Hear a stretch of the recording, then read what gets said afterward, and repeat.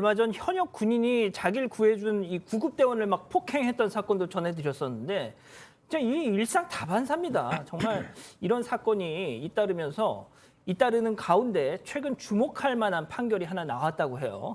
자, 이번엔 길거리에서 벌어진 일이었네요. 네, 맞습니다. 일단 당시 현장 상황 함께 보면서 설명을 좀 드리겠습니다. 당시 영상을 보시면요. 한 남성이 갑자기 다짜고짜 이렇게 구급대원의 뺨을 때리면서 욕설을 날리고 있는데 일단 당시 소리도 함께 들어보시죠. 예. 수고해라. 이거 말을 갖다 그렇게 네, 지난 6월 새벽입니다. 울산의 한 도로에 쓰러져 있던 50대 남성이 자신을 구조해서 병원으로 이송한 소방대원의 얼굴을 때리는 모습인데요. 이 최초 도착한 병원에서 다른 병원으로 옮겨가야 한다 이런 말을 듣고 화를 내면서 욕설과 함께 폭행을 한 겁니다. 자, 팀장님. 네네. 현장에서 이제 현역 시절에 주치자들 상대한 경험 많으시죠? 그렇죠. 이게 내용이 뭐냐면 사실은 사건이 발생하면 112 신고를 하는데 사고 시에는 주로 119 지체라든가 신고하기 때문에 문제가 많습니다. 그런데 이제 소방청에서 뭐라고 하냐면 이제 구급대원들이 출동할 때에 그 피해를 보기 때문에 피해 예방 및 대응을 위해 가지고 그 신고 접수 때부터 아마 그걸 판정하는 모양이에요. 요 구급자가 술에 취했는지 아니면 위협 요인인지 싶어서 위협 요인이 발견되면은 경찰하고 연락해서 공동 대응을 하거든요. 아니면 차량을 또 보내요. 지원차를 보내긴 하는데 경찰이 대응한다 하더라도 사실 문제가 뭐냐면 소방대원 분들은 사실은 수사기관이 아니기 때문에 현장에서 그 난동을 부릴 때 제압할 만한 수사력이 없지 않습니까? 그러니까 기다려야 돼요, 사실은. 왜? 잘못 제압하게 되면은 오히려 피해를 보기 때문에 그런 상황이기 때문에 이제 같이 경찰하고 같이 가는데 이번 건 같은 경우에는 경찰관이 가서 그분을 구조하고 또 진압하는데도 오히려 대들었어요. 그러니까는 저 수취한 사람들이 사실은 뭐 이것저것 안 가리기 때문에 공동대응다 하더라도 공동대응시 좀 더 세밀하게 살피고 좀 주의를 해야 될 것 같아요.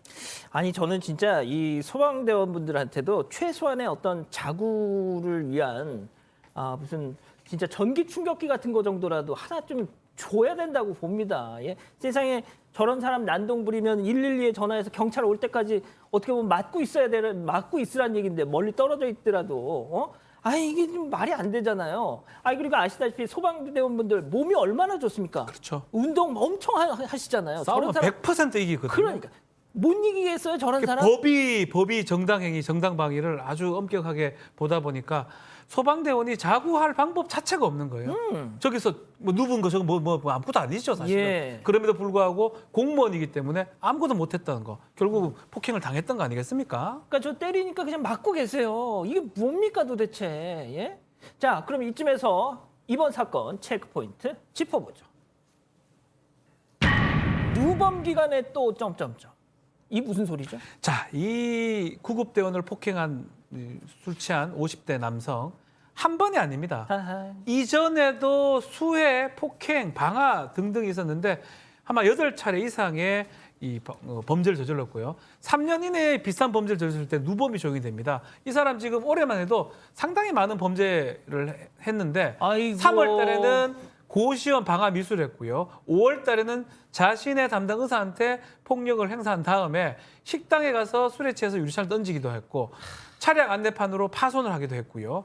또 6월 달에는 또 자신을 구한 구급대원한테 욕설과 폭행을 하기도 한 수차례 상습적으로 있는 폭행 범죄들이 반복이 되었던 것입니다. 가지가지 했네요, 진짜 승 의원님. 근데 여기에서 그냥 끝나는 게 아니라 살고 있는 집에 불을 지르려고 그랬어요. 하하. 그러니까 이게 혼자만 사는 집이 아니라 현조 건조물에 불을 지르려고 했는데 어떤 걸 했는가 하면 자기가 입고 있던 외투, 지금 저 사파에 나오는데 외투에 불을 딱 붙이는 거예요. 불을 붙여가지고 그 고시원에 이제 그 방화를 하려고 했는데 119의 범행 직후에는 이런 이야기를 합니다. 살고 싶은 생각도 없고 그래서 내가 불을 질렀다라고 이야기를 하는데 법원에 가니까 그 생각이 180도로 바뀝니다. 바뀌어서 어떻게 이야기하는가 하면 옷소매에 붙어 있는 실밥을 제거하려고 옷에 불을 붙였는데 그것이 내 생각의 전부일 뿐이지 뭐 그 고시원에 거주지인 고시텔에 방화할 고의는 없었다라고 이야기하는데 전혀 다른 환경이 만들어지는 거예요. 만약 실밥을 딱 불을 붙여가지고 옷의 전체에 이제 코트에 불이 붙으면 불을 끌려는 어떤 의도가 있어야 되는데 불을 끄기 위한 어떠한 행동도 하지 않았고 그러한 행동을 통해서 결국 미필적 고의가 인정된다고 봤기 때문에 법원에서는 현주 건조물 방화 미수죄까지 인정했습니다. 자, 보통 박 변호사님 네. 이런 거 있으면은 저 기억이 안 나요. 저 취해 있어가지고 기억이 안 나. 제가 뭔 짓을 이러면은 너 음주? 오케이, 알았어. 그럼 좀 깎아줄게.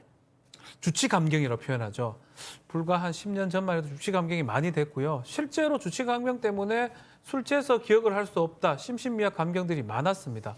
그렇지만 이 사람은 대다수 범죄가 술에 취해서 일어나는 범죄이기 때문에 주치감경 이 사건에서도 안 될 뿐더러 최근에는 주치감경이 안 된 사건이 더 많기도 하고요.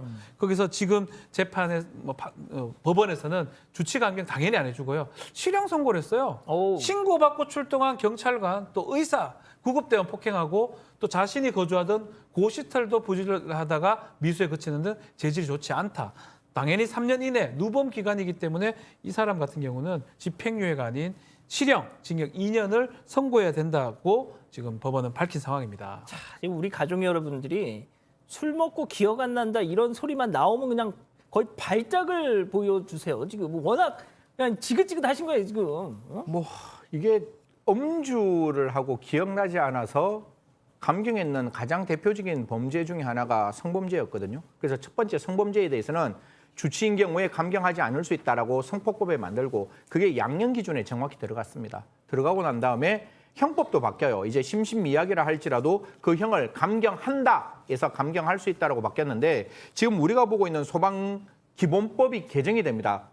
28조가 개정이 되면서 이제 그 소방대원에게 폭행 협박을 했을 때 이런 이야기 할 수 있죠. 나 저 그때 술 먹어서 기억 안 나요. 저 정말 아무것도 기억 안 나요. 라고 하더라도 절대로 감경할 수 없도록 법이 개정되었기 때문에 저런 행동에 있어서 아까 우리 변호사님 정말 말씀 주셨는데 그 소방관은 아무런 구제책이 없잖아요. 그럼 그 소방관의 억울한 마음을 해결하기 위해서는 강력하고 그 사람들에게 제대로 된 벌금을 부과해야지 이런 일이 발생하지 않기 때문에 적어도 소방관에게 아까 말씀 주신 대로 뭐 테이저건이라나 기타 등등을 할 수 없다면 적어도 소방대원에게 정말 국민의 생명과 안전을 지키는 그 소방대원에게 폭행했을 때에는 법원도 좀 적극적으로 엄중한 형벌을 조금 가했으면 좋겠다는 말씀 드리겠습니다. 저는 3단봉이든 전기 충격기든 진짜 뭐 하나 도구를 좀 합법적으로 쓸 수 있게 좀 해주셨으면 좋겠어요.